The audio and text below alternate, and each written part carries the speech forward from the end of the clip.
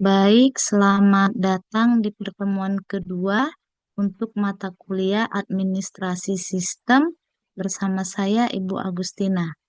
Kali ini kita akan membahas konsep sistem operasi.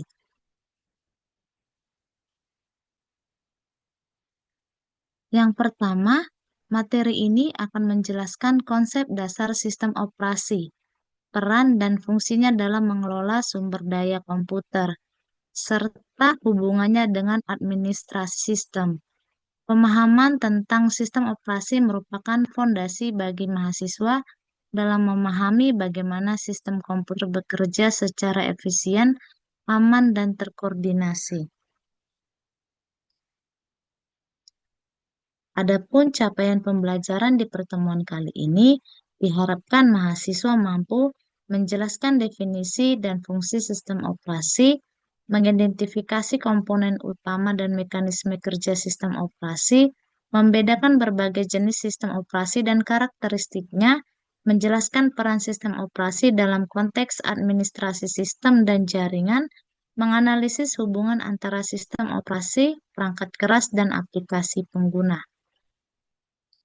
Di sini dijelaskan mengenai sistem operasi.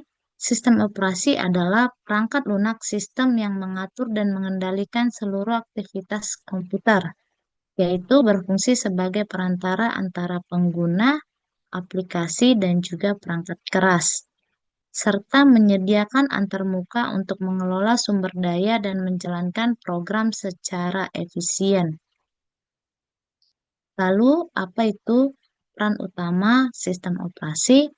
Itu yang pertama mengelola sumber daya perangkat keras seperti CPU, memori, penyimpanan, perangkat input dan output. Lalu yang kedua mengatur interaksi antar proses dan pengguna, serta menjamin stabilitas dan keamanan sistem. Selanjutnya, fungsi utama sistem operasi. Terdapat beberapa fungsi utama dari sistem operasi. Yang pertama, manajemen proses, yaitu tugasnya mengatur eksekusi program, multitasking, penjadwalan, dan komunikasi antar proses. Yang kedua, manajemen memori, yaitu tugasnya mengalokasikan ruang memori untuk proses yang aktif, mencegah konflik dan kebocoran memori. Yang ketiga, manajemen berkas. Tugasnya menyediakan sistem berkas yang terstruktur untuk penyimpanan, akses, dan perlindungan data. Yang keempat, manajemen perangkat atau device management. Tugasnya mengatur penggunaan perangkat input-output melalui driver dan buffering. Yang kelima, manajemen keamanan, yaitu menangani autentikasi pengguna, kontrol hak akses, enkripsi, dan proteksi sistem.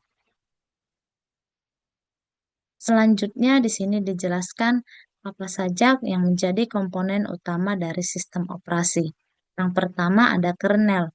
Apa itu kernel? Kernel merupakan inti dari sistem operasi yang berfungsi mengontrol CPU, memori, dan perangkat keras lainnya. Lalu ada yang kedua, shell. Apa itu shell? Antarmuka antara pengguna dan kernel bisa berbentuk command line atau graphical user interface. Yang ketiga, yang menjadi komponen sistem operasi, yaitu file system. Apa itu file system? File system merupakan struktur logis penyimpanan data dan metadata untuk pengelolaan berkas. Yang keempat, driver. Tugasnya merupakan perangkat lunak penghubung antara sistem operasi dan perangkat keras agar dapat saling berkomunikasi. Di sini bisa kita lihat ada jenis-jenis sistem operasi. Yang pertama, batch system, yaitu proses dijalankan secara berurutan tanpa interaksi pengguna. Lalu yang kedua, ada jenisnya time sharing system. Banyak pengguna berbagi waktu CPU secara bergantian. Yang ketiga, menggunakan beberapa komputer terhubung untuk bekerja sama bersama satu sistem logis disebut dengan distributed system. Yang keempat disebut network operating system, yaitu mengatur komunikasi dan sumber daya antar komputer dalam jaringan. Yang kelima ada namanya real-time operating system, yaitu menangani tugas dengan respon cepat sesuai batas waktu tertentu. Di sini bisa kita lihat contoh dan klasifikasi sistem operasi. Di sini yang pertama dijelaskan jenis sistem operasinya, ada desktop, server, mobile, dan embedded. Contoh sistemnya untuk desktop seperti Windows, Mac OS, Linux, dan Ubuntu. Lingkungan penggunaannya komputer pribadi dan kantor. Untuk server, Windows Server, Ubuntu Server, SynOS. Lingkungan penggunaannya untuk server jaringan dan layanan cloud. Untuk mobile, di sini contoh sistemnya seperti Android dan iOS. Lingkungan penggunanya yaitu smartphone dan tablet.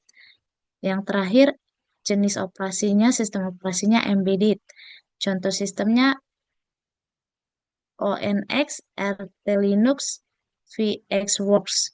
Lingkungan penggunaannya sistem pertanam industri dan IoT. Lalu selanjutnya kita lihat apa peran sistem operasi dalam administrasi sistem. Ada yang pertama menjadi lapisan dasar pengelolaan perangkat keras dan layanan sistem. Lalu yang kedua perannya untuk memfasilitasi pengelolaan pengguna, manajemen hak akses, dan keamanan sistem. Yang ketiga perannya adalah memungkinkan monitoring kinerja sistem melalui log, task manager, atau tool administrasi. Yang keempat perannya mendukung automasi dan pembaruan sistem untuk menjaga stabilitas. Yang kelima, untuk mengatur komunikasi antar perangkat melalui jaringan dan protokol sistem. Nah, yang terakhir, di sini ada dijelaskan mengenai rangkuman dari seluruh penjelasan yang tadi. Yang pertama, sistem operasi merupakan komponen fundamental dalam sistem komputer yang bertugas mengelola sumber daya dan menyediakan lingkungan bagi aplikasi untuk berjalan. Yang kedua, komponen utama sistem operasi meliputi ada kernel, shell, file system, dan driver. Yang ketiga, jenis sistem operasi bervariasi sesuai fungsi dan lingkungan penggunaannya. Dan yang terakhir, dalam konteks administrasi sistem, pemahaman sistem operasi penting untuk memastikan performa, keamanan, dan efisiensi sistem secara keseluruhan.